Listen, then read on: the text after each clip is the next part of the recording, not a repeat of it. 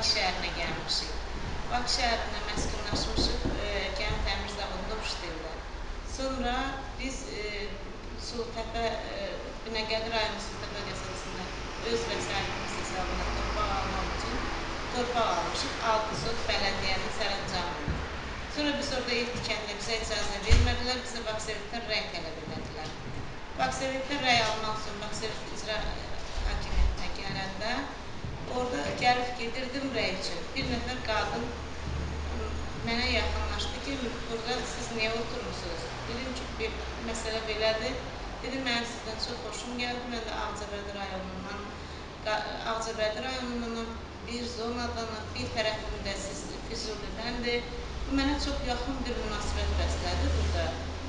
Və bizim evimizə gedərək evimizlə tanış oldu. Öz ailəsi ilə mənə aparıb tanış elədi və dedi ki, mən sənə kömək eləyərəm. Bu vasitə ilə mənim etibarımı qazanaraq, məni ələ alaraq, mənim qardaşım Rusiyada yaşayır, qardaşım, bacım və mən burada torpağı hər üçümüz alırdıq ki, sənədləşdirdik, ev tikək özümüzə. Bir də bacım oğlu Zamir, ev tikək. Sonra gəldi, elə oldu ki, bu qadın mən torpağı getdi, baxdı, dedi ki, icazə almaq üçün gərək buyura sənədləşmə lazım ola. Mən Baksovetdən rəy alıram, sonra torpaq şöbəsindən şəhadətnamə alıram. Vəsiqə göstərdi ki, mən aynısız jurnalistiyəm, Mir Şahinin işçisiyəm. Mənim Mir Şahin müəllimə çox böyük hörmətim olduğu üçün inandım ki, bu Mir Şahin müəllimin yəqin ki, belə işçisi olmaz və etibarlı bir işçisi ola bilər. Mir Şahinin işçisiyəm, qorxma, mən aynısız jurnalistiyəm, hər yerə gedirəm, girirəm. Sizin sənədləşməsində mənə kömək eləyəcəm sizə. Sonra bu məndən etap pullar almağa başladı. 2000 rəy üçün Baksovetdən aldı, 4000 etap bu məndən pul alırdı. Mən özüm Azərbaycanda yaşasam da maaşa baxılacam idim. Bu qədər pul vəsait məndə olmadığı üçün Rusiyada qardaşım yaşayır. Qardaşımın vasitəsilə alırdım bu pulu, mən də ona verirdim. Sonradan 2009-cu ildə bu belə etap məni allada gətirdi, çıxartdı 2010-cu ilə. 2010-cu ilə kimi başa düşdüm ki, illər keçdikcə deyirdi, hazırlanır, bu sənəd tez hazırlanır, sənəd deyil, narahat olma, hərdən gətirirdi mənə belə çertyojlar göstərirdi ki, bax, budur sizin yerinizin çertyoju, tam inanmırdım bu insana.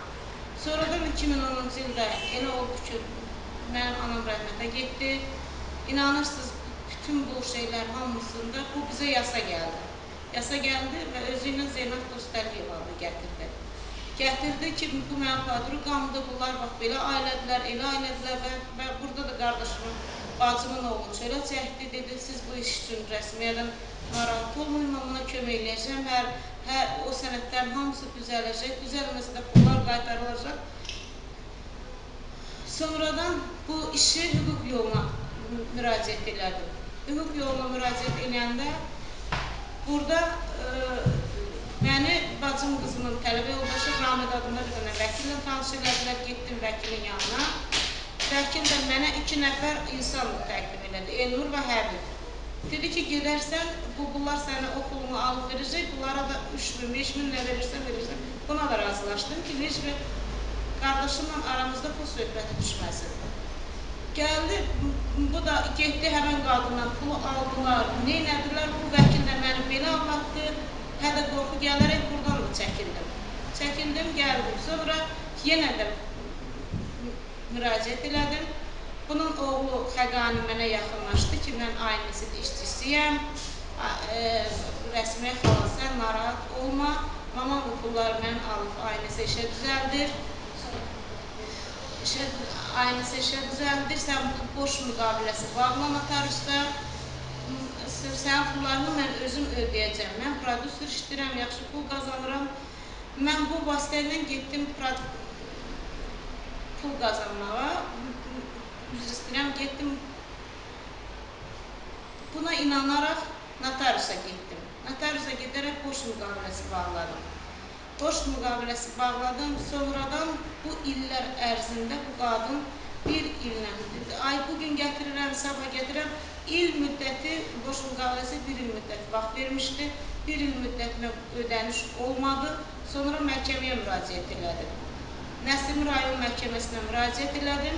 Nəsimi rayon məhkəməsində məhkəmə işini apardı, məhkəmələrə gəlmədi.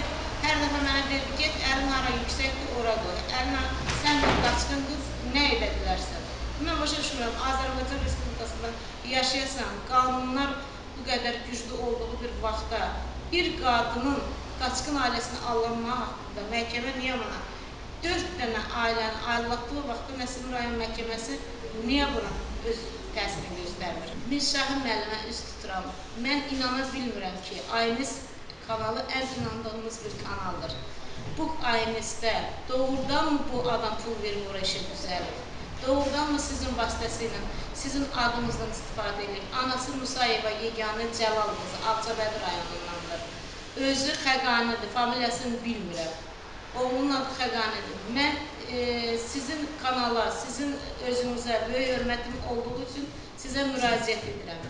Bir Azərbaycan vətəndaşı kimi, bir tək ailə başçısı kimi, bir Azərbaycanın necə deyirəm, məcburi köçkini kimi sizə müraciət edirəm ki, mənə köməklik edəsiniz.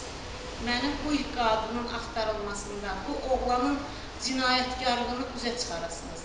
Mən üzümü tuturam hüquq mühafizə orqanlarına, Ramil müəllimə, Zakir müəllimə, bütün orqan işçilərinin, bu işə baxanları, cənab prezidentimiz İlham Əliyevə, onun birinci xanımı Mehriban Əliyevə üz tuturam ki, mənim bu işimdə mənim səsimi səs versinlər, mənə kömək eləsinlər. Mən bir qaçqın ailəsi olaraq mənim pullarımı geri qaytarılsın.